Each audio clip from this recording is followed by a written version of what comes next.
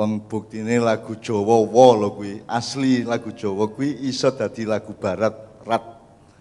Dan kalau kita membawakan Man on the Land, orang tidak tahu bahwa itu manungso. Kalau kita membawakan manungso Jawa tadi, orang tidak pernah berpikir bahwa itu bisa dibaratkan. Jadi ojo gumun nek desa Kluduk Karang Gintung kuwi justru menjadi pusat internet Indonesia pada suatu hari.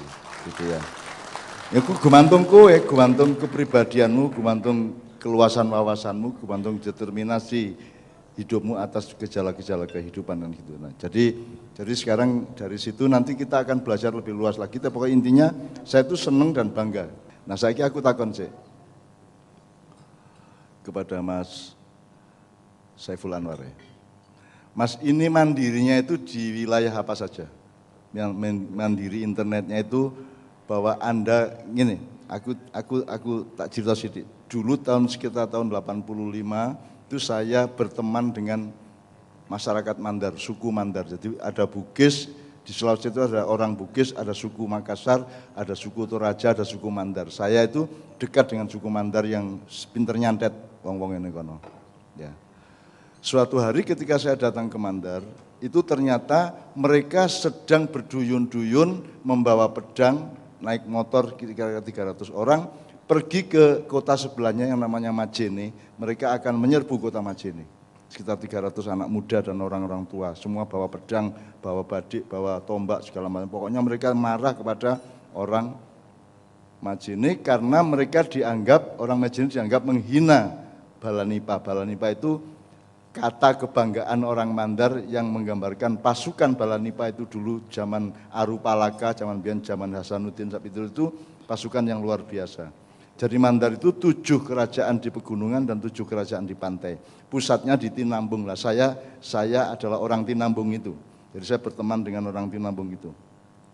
Mergo kabeh do nyerbu nganggo motor, aku terus ngejak koncoku sing wong Tinambung nganggo motor tak tututi Mas. Tak kejar 300 orang, tak kejar pakai trail banter kae.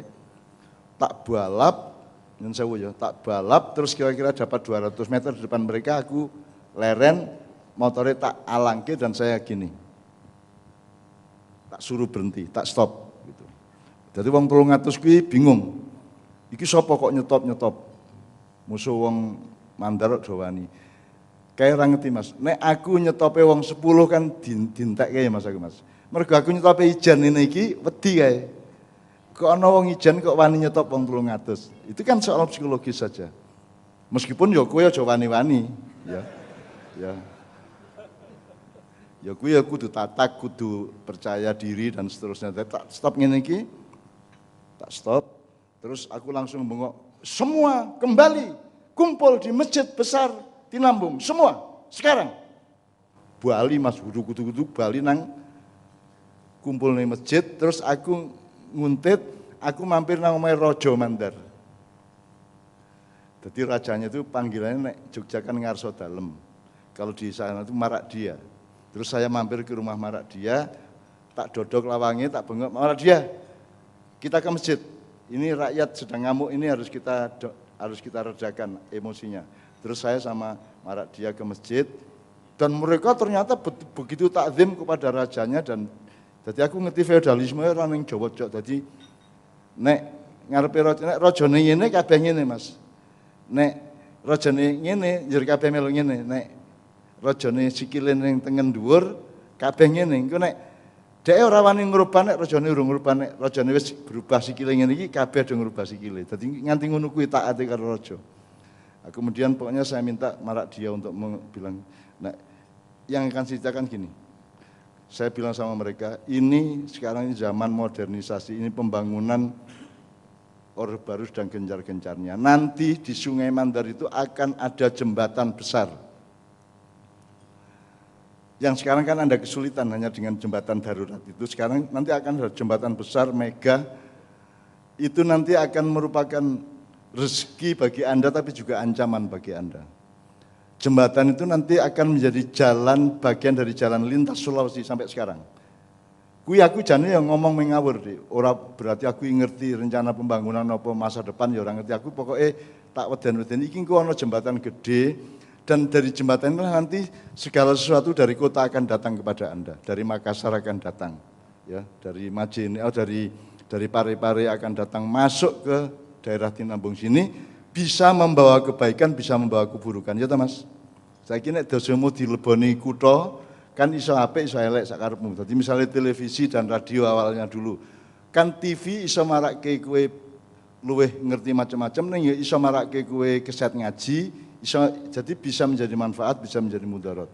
Terus saya bilang sama mereka, jadi nanti mulai sekarang daripada Anda berperang melawan orang Majene, mending sampean setiap habis Jumatan ini berunding. Nanti kalau ada jembatan Anda akan melakukan apa? Sebab nanti akan banyak barang-barang baru, teknologi baru yang masuk ke Tinambung dan Anda belum tentu siap. Mending mulai sekarang Anda siap-siap.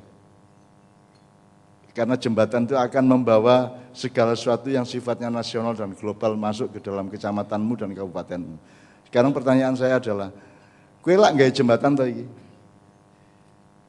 Sarva ini kan bikin jembatan supaya internet itu lancar dan mudah diakses di desa Karanggintung, gitu, dengan biaya yang ditekan serendah mungkin, gitu ya. Sama-sama laba, perusahaannya laba, kelurahannya laba, orang yang sedesa juga laba. Nah, saya masalahnya, pertanyaan saya tadi, ini yang mandiri itu jembatan itu apa-apa barang sing dilewatkan jembatan?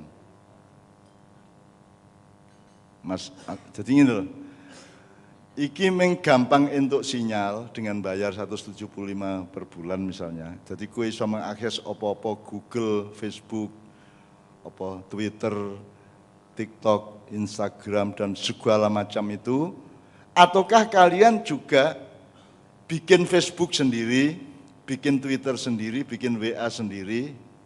Artinya muatannya itu juga kalian mandiri. Ataukah mandirinya cuma jembatannya, pengangkutnya? Gitu Mas. Ngapunten. Bismillahirrahmanirrahim. Jadi kalau analoginya itu saat ini yang paling dasar adalah tadi jalan digitalnya dahulu. Jadi saat ini kalau kita bicara teknologi biasanya adalah desa diajak untuk berteknologi. Cuman kami mencoba untuk mendesakan teknologi. Sehingga dengan adanya kita mendesakan teknologi itu, semua komponen mulai jembatannya, isi, mobilnya, kontainernya itu dapat dibangun secara bersama. Itu gambarannya kalau menurut jadi kami seperti itu. Pakai mandar tadi, yang Anda bangun ini kan jembatannya, bukan muatan truk yang akan lewat, gitu. Jadi supaya gue gampang Facebookan, supaya murah Twitteran, TikTokan gitu kan. Jadi muatannya Anda tetap tidak mandiri toh? Muatannya belum mandiri. Ya, muatannya belum mandiri. Padahal selama ini yang terjadi di dunia apa? Anda pernah baca enggak? Coba cari, Anda browsing, si Mark Zuckerberg yang bikin Facebook itu menyesali dia bikin Facebook. Karena Facebook ini kemudian tidak bisa disikapi secara dewasa oleh masyarakat dunia yang memiliki kerapuan mental dan kerapuan psikologis. Aku takon, saiki iki do fitnah-fitnahan ora? Do maki-makian ora lewat medsos? Maki-makian, iso ora kowe ngomong bener? Bisa ndak kebenaran diomongkan di medsos? Kudu kebenaran sing cocok karo genge kan gitu. Nek kowe geng Prabowo mesti disalahke karo geng Jokowi, nek kowe geng Jokowi mesti dionek-onekke karo geng Prabowo, ya ora? Jadi itu silaturahmi menjadi baik, menjadi pertama baik atau menjadi buruk? Bebrayan rusak pora. Termasuk WA. Grup WA itu juga kalau kita dewasa itu sangat bagus untuk silaturahmi. Tapi kalau kita tidak dewasa, jam 2 bengi mesti di apa? Broadcast kon sembayang toh. Jam 2 bengi, ayo tahajud ngono toh. Kowe seneng apa mangkel? Aku takon, Anda kalau dapat ayo kita tahajud ngono kae kowe seneng apa mangkel? Mangkel. Aku dulu masih ikut gitu dulu. Saya pernah ikut masuk apa grup-grup WA. Anggere ngono kuwi aku pas wudu arep salat. Aku arep sholat malah kok ngomong sholat bajingan yang ngono. Aku rasa kok ngono aku sholat dhewe ngono aku. Gitu loh. Jadi sekarang saya tanya secara umum saja. Kemudahan komunikasi lewat internet itu nek di persentase maslahate pirang persen, mudharate pirang persen. Ono suami istri pegatan mergo Jokowi Prabowo ya. Ono to? Ono keluarga bentrok satu sama lain mergo siji Jokowi siji Prabowo. Dan itu sampai sekarang loh. Sampai sekarang loh cebong sama kadrun itu sama kampret itu sampai sekarang. Nah jenengan ini termasuk kampret apa cebong? Kan gitu Mas. Jadi kita menjadi lebih nasionalis bersatu sebagai bangsa Indonesia atau terpecah belah. Jadi medsos itu, internet itu menambah persatuan dan kemaslahatan ataukah menimbulkan perpecahan baru? Nah ya kan tergantung wonge lah. Wonge umumnya iki piye? Wonge iki umumnya menjadi lebih baik menjadi congkrah. Karena kita nggak mungkin dewasa, mungkin iki sawung biasa we sok isi bentrok kok ditambahi kemudahan WA, kemudahan Twitter. Wong kowe Twitter karo ngeden ning WC ya toh? Tak wis pokoke tur kowe kan ora ketok sapa-sapa, gitu. Nek wong sportif, nek wong lanang kan ngomong wani dep-depan, nek di internet kan ndak dep-depan, tidak muwajahah, tidak adu muka. Dan kalau ndak adu muka kan kue sampai ada kesimpulan gini. Jane wong sing apik iki sing nganggo topeng apa sing terang-terangan?